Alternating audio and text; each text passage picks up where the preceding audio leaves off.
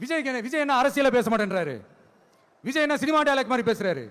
விஜய் என்ன punch dialogue பேசுறாரு. விஜய் என்ன 10 நிமிஷம் தான் பேசுறாரு, 9 நிமிஷம் தான் பேசுறாரு. நான் எத்தனை நிமிஷம் பேசினா உங்களுக்கு என்ன சார்? நான் எப்படி பேசினா உங்களுக்கு என்ன சார்? உள்ள விஷயம் என்னன்னு பாருங்க சார். ஒவ்வொரு மாவட்டத்துக்கும் போய் மக்கள் ஃபேஸ் பண்ற பிரச்சனைகளை எடுத்து பேசிட்டு இருக்கிறேன். பின்ன அது அரசியல் இல்லாம வேற எதுதான் அரசியல்?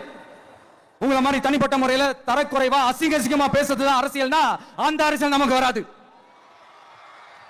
வராதுன்னா நல்லாவே வரும். உங்களை விட எனக்கு அது நல்லாவே வரும். வேணான்னு விட்டு வச்சிருக்கிறோம். அப்புறம் உங்களுக்கு நமக்கு என்ன வித்தியாசம்?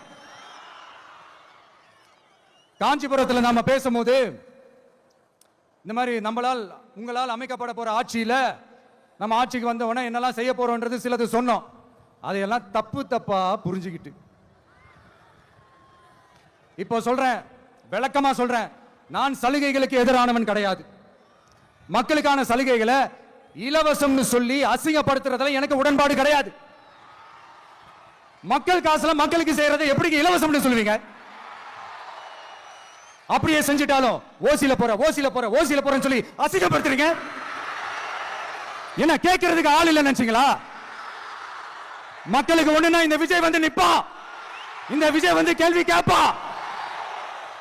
இந்த விஜய் எப்பவுமே மக்கள் பக்கம் தான். அதே மாதிரி மக்களும் என் பக்கம் தான். என் மக்கள் மானத்தோட மரியாதையோட கௌரவத்தோட வாழணும். என் மக்கள் யாருக்கும் கீழே கிடையாது.